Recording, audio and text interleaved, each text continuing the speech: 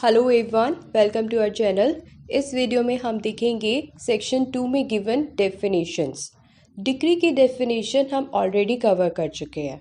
अब remaining definitions हम cover करेंगे। सेक्शन 2 में 20 सब क्लोज है जिसमें इंपॉर्टेंट डेफिनेशंस गिवन है। इन डेफिनेशंस के सब क्लोज भी बहुत इंपॉर्टेंट है। जुडिशरी के प्रीलिम्स में direct question sub clause number पे भी आ जाता है, तो सब क्लॉज का नंबर पता होना चाहिए। तो अब हम देखते हैं डेफिनेशंस। सेक्शन 2 सब क्लॉज 1 में डेफिनेशन गिवन है कोड की। Code includes rules. हमें पता है रूल्स गिवन होते हैं ऑर्डर में। जब हमने स्कीम ऑफ सीपीसी पढ़ा था उसमें हमने देखा था body of the code and second schedule. Schedule में होते हैं ऑर्डर्स और ऑर्डर्स को एक्सप्लेन करते हैं रूल्स। हमें याद है ऑर्डर्स को अमेंड करने की पावर हाई कोर्ट रखते हैं, जबकि body of the code mean sections को अमेंड करने की पावर लेजिस्लेचर्स रखते हैं। तो सेक्शन 2 सब क्लॉज 1 में डेफिनेशन गिवन है कोड की। Code includes rules. कोड की डेफिनेशन कवर करने के बाद अब हम देखते हैं सेक्शन 2 सब क्लॉज 3 में गिवन डेफिनेशन डिक्री होल्डर। पहले हम एग्जाम्पल देखते हैं, फिर हमें ये डेफिनेशन अच्छे से क्लियर हो जाएगी। फॉर एग्जाम्पल, दो पार्टीज हैं, एक है तनिष्क और दूसरी है पीहू। तनिष्क और पीहू के बीच में एक इमूवेबल प्रॉपर्टी पे डिस्प्यूट हो जाता है। तनिष्क कहता है ये प्रॉपर्टी उसकी है, जबकि पीहू कहती है ये प्रॉपर्टी उसकी है। अब केस जाता है कोर्ट में और केस फाइल करता है प्लेंटिफ जो केस फाइल करता है। इस केस में तनिष्क केस लेके जाता है कोर्ट में। अब इस केस में डिफेंड करती है पीहू, तो पीहू है डिफेंडेंट या रिस्पोंडेंट। अब इस केस में कोर्ट अपनी जजमेंट प्रोवाइड करते हैं। कोर्ट का जजमेंट ये होता है कि ये जो इमूवेबल प्रॉपर्टी है वो तनिष्क की है, उस पर ऑनरशिप और टाइटल तनिष्क का है।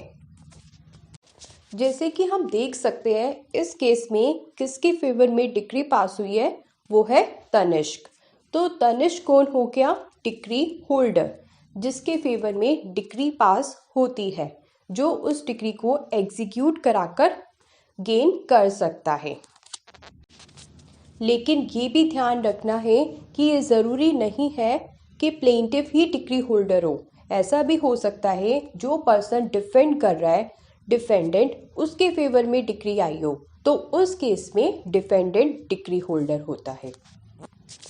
तो डिक्री होल्डर की डेफिनेशन सीखते हैं। Decree holder means any person in whose favour a decree has been passed और an order capable of execution has been made.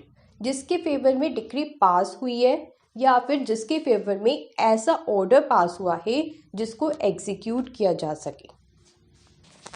जैसे डिक्री होल्डर होता है जिसके फेवर में डिक्री जाती है, सिमिलरली एक पर्सन वो भी होता है जिसके अगेंस्ट डिक्री जाती है या जजमेंट दी जाती है।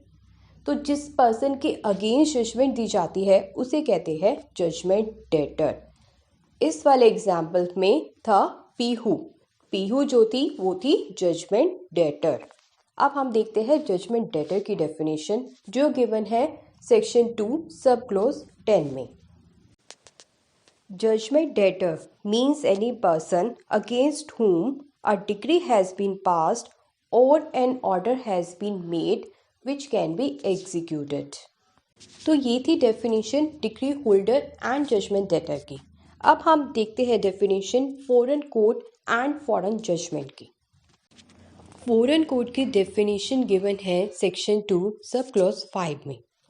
फॉरेन कोर्ट वो कोर्ट होता है जो इंडिया के बाहर आउटसाइड सिचुएटेड होता है, प्लस उस पर सेंट्रल गवर्नमेंट का कोई कंट्रोल नहीं होता, ना ही उसे सेंट्रल गवर्नमेंट ने फॉर्म किया होता है।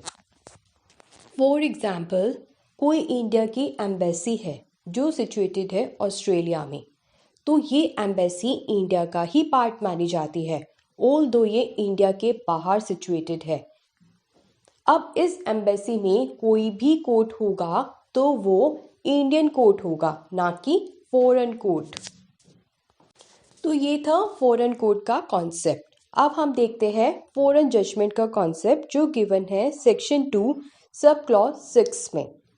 फॉरेन जजमेंट वो जजमेंट होती है जो कोई फॉरेन कोर्ट प्रोवाइड करता है। तो हमें मीनिंग पता होना चाहिए फॉरेन कोर्ट का। फॉरेन कोर्ट वो कोर्ट होता है जो आउटसाइड इंडिया इस्टेब्लिश होता है, जिस पर सेंट्रल गवर्नमेंट का कोई कंट्रोल नहीं होता, जिसे सेंट्रल गवर्नमेंट ने इस्टेब्लिश नहीं किया होता। तो इस वीडियो में हमने देखी डेफिनेशन डिक्री होल्डर की, जजमेंट डेटर की, फॉरेन कोर्ट की, फॉरेन जजमेंट की। नेक्स्ट और डेफिनेशंस हम कवर करेंगे नेक्स्ट वीडियो में। Thank you.